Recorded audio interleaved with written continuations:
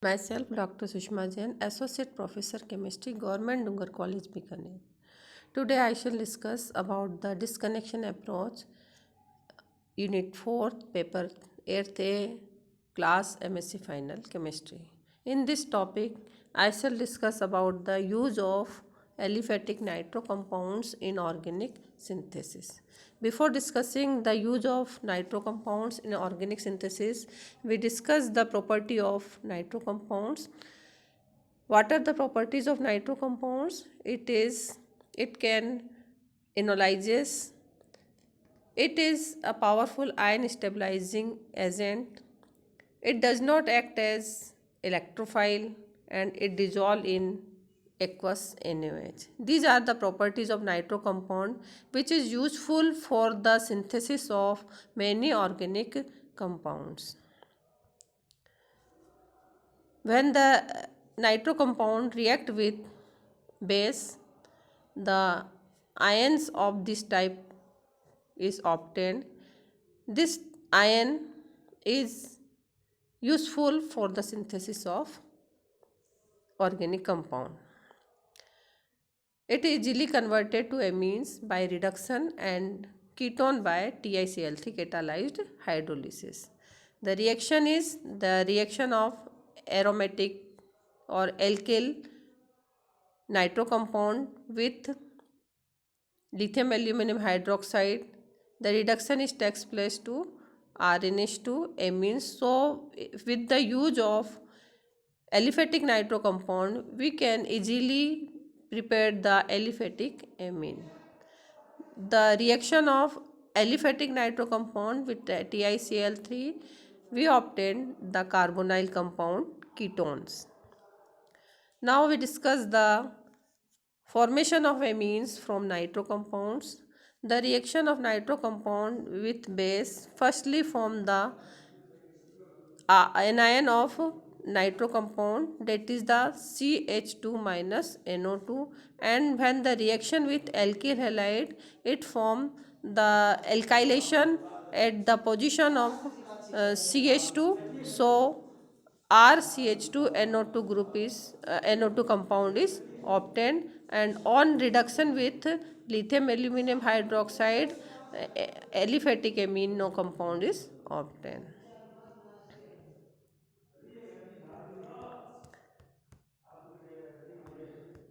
In the above reaction, product is reduced to primary amine, then the amine anion first is a reagent for the synthon CH2 and H2. The amino group was not present at the time of the alkylation, that is it was latent. Such functionalities are called latent functionalities. Now we discuss the retrosynthesis of a molecule, organic compounds, appetites, suppressant.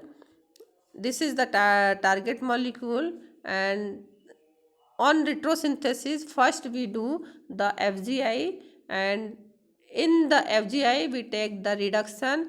The reduction is takes place into this direction, but when we take retrosynthesis analysis, the we return into in this direction. So FGI reduction, we get the another molecule, that is the nitro compound, and we know that the nitro compound is easily converted into the amino compound by the reduction. So we convert the amino compound into the nitro compound by the FGI, and we disconnect this compound, not this compound. So the retrosynthesis takes place into the nitro compound, and we break the bond from here, and we obtain two synthon, the positive synthon and the negative synthon. This is the positive synthon, and this is the here this carbon atom acquired negative charge, therefore it is the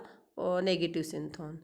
And by adding the negative molecule to this positive part, we get the synthetic equivalent of this type, and here we add the Cl as a negative part, and we get the synthetic equivalent for this synthon, that is this. And by adding the proton to this carbon atom, we get the another molecule, that is the synthetic equivalent, and it is called the synthetic equivalent of this anion. So we get two synthetic equivalent which are the starting material for the synthesis of our target molecule. Now here we discuss the synthesis of our target molecule, which is disconnected in the reaction. The synthesis of target molecule, the starting material is nitro compound, and this nitro compound on reaction with base, the hydrogen as a proton is removed from here, and so H2O molecule is removed easily, and the anion is formed here this time. And the reaction of this anion with second synthetic equivalent or starting material, so here the Cl is removed as a Cl minus, and therefore this carbon gets positively charged. So this carbon and this carbon attach by a single covalent bond, and we get the molecule of this type. This is the nitro compounds, and this compound on reduction, catalytic reduction, we get the amino compound. So by the use of nitro compound, we easily obtain the amino compound. RCH2NO2 also contains with aldehyde and ketones.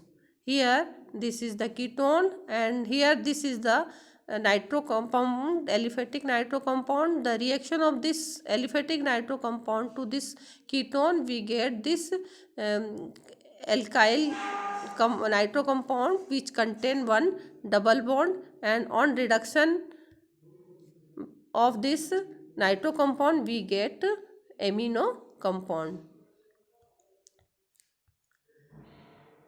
This is the target molecule, so we can easily explain the retrosynthesis of this target molecule.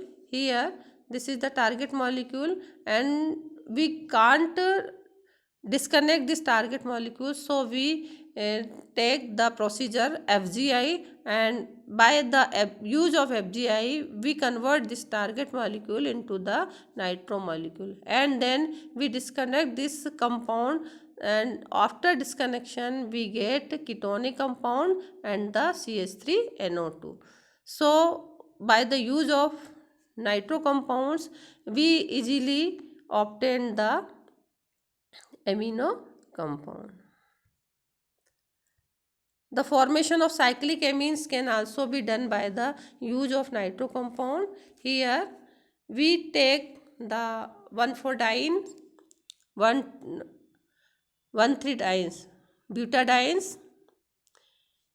Reaction of 1,3-butadiene with nitro compound. This nitro compound is prepared by the reaction of ketone with CH3NO2. The reaction of ketone here with CH3NO2, we get this type of the compound, and this nitro compound react with 1,3-butadiene, we get the cyclic nitro compound, or which contain one double bond, and on reduction of this nitro compound we get the amino compound. So by the use of nitro compound we easily prepared the cyclic amine.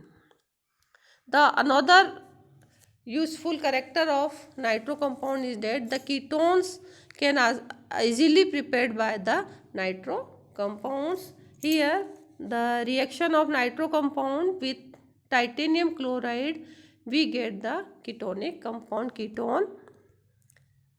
The procedure for the preparation of ketone is that the reaction of RCH2NO2 in the presence of base, we get the anion of CH2NO2, that is the RCHNO2, which is the anion of RCH2NO2, and the reaction of this anion with R-Br, we get alkylated to this CH minus, and we obtain the alkylated product which contain the nitro group. And the reaction of this nitro compound with titanium chloride, we get the ketonic compound. In the above sequence, the starting material first has latent carbonyl functionality, so that its anion is a reagent for the synthon RCO minus.